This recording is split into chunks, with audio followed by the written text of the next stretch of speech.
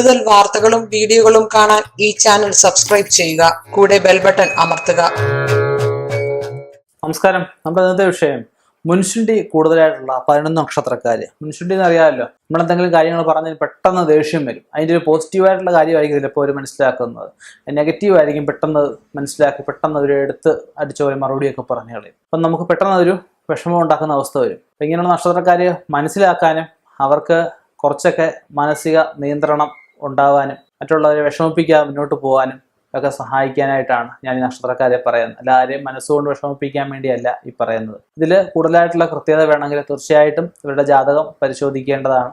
ജാതകം പരിശോധിച്ച് എന്തെങ്കിലും ദോഷങ്ങൾ കൊണ്ടാണെങ്കിൽ അത് പരിഹരിച്ച് മുന്നോട്ട് പോയി കഴിഞ്ഞാൽ സ്വഭാവം ഒക്കെ മാറ്റിയെടുക്കാവുന്നുള്ളതേ ഉള്ളൂ. നമുക്ക് എന്തായാലും ആ നാളുകളിലേക്കൊന്ന് കടക്കാം. അശ്വതി നാള് മിക്ക കാര്യങ്ങളും പറയുമ്പോൾ എല്ലാവരും പറയുന്ന നാളല്ലേ.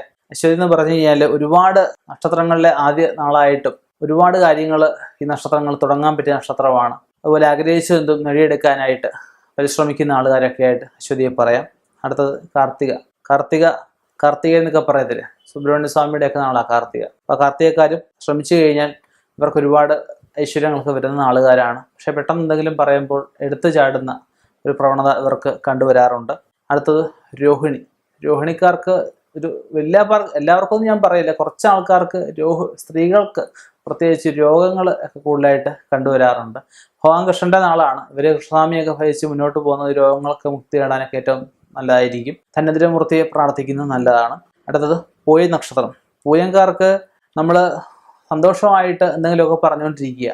അപ്പം നമുക്ക് ചെറിയൊരു ഇഷ്ടപ്പെടാതെ അല്ലെങ്കിൽ നമ്മൾ ചെറുതായിട്ടൊന്ന് കളിയാക്കുക, അവരതങ്ങ് വലിയ ഇഷ്യൂ ആക്കി ഊതിപ്പെരിപ്പിച്ച് അങ്ങ് വലിയ ഭയങ്കരമായിട്ട് പറയുന്ന ഒരു നക്ഷത്രങ്ങളിൽ പെടുന്ന ഒരു നാളാണിത്. ഇവരുടെ ഒരു സ്വഭാവവൈകല്യമായിട്ടും ഞാൻ പറയുന്നില്ല, ശ്രദ്ധിക്കുക, മറ്റുള്ളവരെ വിഷമിപ്പിക്കാതിരിക്കുക.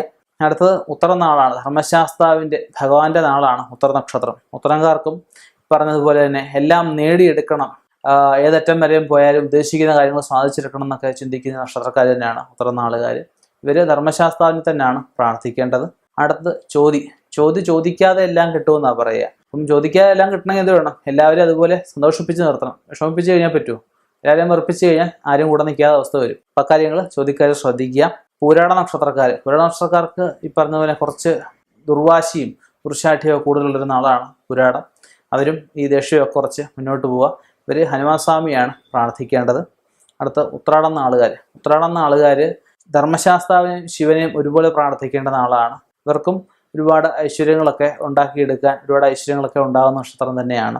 അത് ചതയം പഴയ ആൾക്കാരൊക്കെ പറയും ചതയം ചതിക്കും എന്നൊക്കെ പറയും. പക്ഷേ നമ്മുടെ ഇതൊരു അനുഭവത്തിൽ ചതികൾ ഒരുപാട് ഏറ്റുവാങ്ങാൻ സാധ്യതയുള്ള ആളുകാരൊക്കെയാണ് നമുക്ക് കണ്ടുവരുന്നത്. ഇവർ കൂടുതലുള്ളവരെയൊക്കെ ശ്രദ്ധിക്കുക, അത്രയേ ഉള്ളൂ. ഇവരും മഹാദേവനെ ഭജിക്കുന്നത് നന്നായിരിക്കും. പിന്നെ ഉത്രട്ടാതി നക്ഷത്രക്കാർക്ക് ഒരുപാട് ഭാഗ്യങ്ങൾ കൈത്തുമ്പത്ത് വരുമെങ്കിലും നഷ്ടപ്പെട്ടു പോകുന്ന ഒരവസ്ഥ പലരിലും കണ്ടുവരുന്നുണ്ട്. അവരും ഭാഗ്യദോഷമാണോ എന്തോ എന്ന് ചിന്തിക്കുന്നത് നന്നായിരിക്കും. ഇവർ പ്രാർത്ഥിക്കേണ്ടത് ഭഗവതിമാരെയാണ് ഉത്രട്ടാതി നക്ഷത്രക്കാർ പ്രാർത്ഥിക്കേണ്ടത്. അടുത്ത് രേവതിക്കാർക്കും ഈ പറഞ്ഞതുപോലെ തന്നെ എടുത്തുചാട്ടം, ദുർവാശി, അതുപോലെ തന്നെ ഈ പറയുന്നതിന് ഓപ്പോസിറ്റായിട്ട് ചിന്തിക്കുക, ഒരാൾ നല്ലത് പറഞ്ഞ് ചീത്തയായിട്ട് ചിന്തിക്കുക, അങ്ങനെയൊക്കെ ഉള്ളത് കണ്ടുവരാറുണ്ട്. അവരും ശ്രദ്ധിക്കുക, അവനവനുള്ളവരെ വെറുപ്പിക്കാതിരിക്കുക.